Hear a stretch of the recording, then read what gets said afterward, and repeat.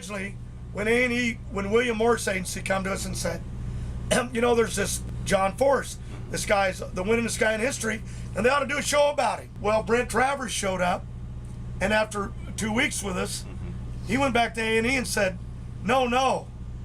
Actually, it wasn't A&E, to the William Morris Agency, and said, you missed the whole deal. This ain't about this guy. It's about him trying to keep his family together, trying to teach his kids, trying to save his marriage that ain't so good. His wife's a wonderful person, but he's terrible. And that's what the show became about, teaching them. Okay. Everything. Probably the worst episode we had, I said, okay, we're all going to the funeral parlor because we're going to pick out my casket. And I put them all into shock, and they all hated me for a month, and took them to the graveyard, and kids don't want to hear that. Yeah. But I like to be prepared. Yeah. You know what I mean? So the show was really about them. Then Ashley evolved, and the show, big numbers for 2 years, prime TV, 10 years, 15 years, nobody knew who I was in the airport. Here comes Ashley, Brittany, and Courtney, and they're like superstars.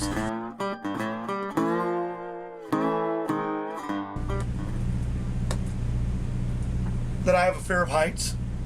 And see, I understand teaching a person that has fear, that you have to know fear. And some people blank it out, but they all lie, because everybody has fear. But to this day, I can't do a backflip off a diving board because I have a fear of heights. Because as a kid, I went up on the bleacher lights, and then after getting up there on a dare, looked down, and my body couldn't function. And I've never been able to conquer that fear. Really? So I understand that fear of certain things, but probably the biggest fear I have next to heights is the fear of going back to that trailer house. If you go out there to my guy Johnny, my cook that will cook chicken stuffed with whatever they cheese and ham and and you go out and say, what does John like the best? He'll say bologna. I always got bologna for him. Bologna or tuna fish. Tuna because I can digest it. Yeah. You know what I mean? Yeah, no, I know. And I eat it, but at the end of the day, when I'm done, it's a nice bologna sandwich. Bologna sandwich, lettuce, you know what I mean? Don't need mayonnaise, don't need mustard. Big old slice of tomato, that's a sandwich. Okay. So, and when people say, you love your race cars? Yep. When did you get your first car? At 14? I got my first car, an old 62 Ford Fairlane. Okay. 6-cylinder motor, 3-speed on the column.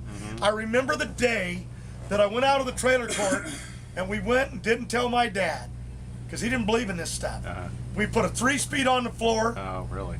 With a 6-cylinder motor. Yeah. And I went out on the railroad track and took that stick on the handle. This is stuff people don't know. And said, "This is freedom," threw it away. And the next day, like my dad was psychic. He walked in, he goes, "My car won't start, I need to borrow your car." And he went out and he reached up and there was no shifter on the column. Oh, no. He come back, took my car keys, threw them down the railroad track, took a chainsaw and cut my surfboard in half, which I built in school. Wow. You don't ever go against your dad again. Because my brother Louie and I snuck off and did it. Anyway, later I put a big Ford Interceptor motor. You know, a lot of people thought I was with Chevy first. My first funny car was a Ford. Really? Okay. Yeah, the old Jack Christman Ford rear engine Sidewinder. Okay. But cars were my life. To me, the greatest movie, because what to me was Jaws. You know what I mean? Because I know why they created it, because it put fear into people. Because nobody wanted to believe in Frankenstein anymore. Nobody wanted to believe in the Mummy. Doesn't exist. Jaws was real. Yeah. And when I saw Jaws, I surfed something else people don't know. I surfed the beaches from Santa Barbara to San Diego as a kid. Okay. And let me tell you, we used to drive from Bell Gardens to Huntington Beach in our car, knowing we didn't have enough gas to get home because we wanted to surf. Surf that and bad we'd way, sleep in the car. And when the weekend was over, we'd start shoving it home on Sunday because it would run out of gas. Not all the time, but some of the time. And we would have to pick up Coke bottles anywhere we could Whatever you to could, mooch gas. Okay. But when I saw Jaws, boy, I had a fear of the water. When I went to Australia in '74, Yeah, when the movie come out, Yeah. and I saw a great white up in Adelaide, Mm-hmm. Barrier Reef. I always used to say it could swallow a Volkswagen. Yeah. Now I say a Ford Fiesta. Yeah. Politically correct. Yes. But boy, I had a fear. And it was probably 10 years ago. I'd won a number of championships. Life was good. And I went down to the beach with a couple of my buddies, and I wouldn't go in the water. I'd wade out, but I wouldn't surf anymore. Yeah. Because he's out there. Yes. And not all the time, but he's out there. And if you happen to catch even a small one.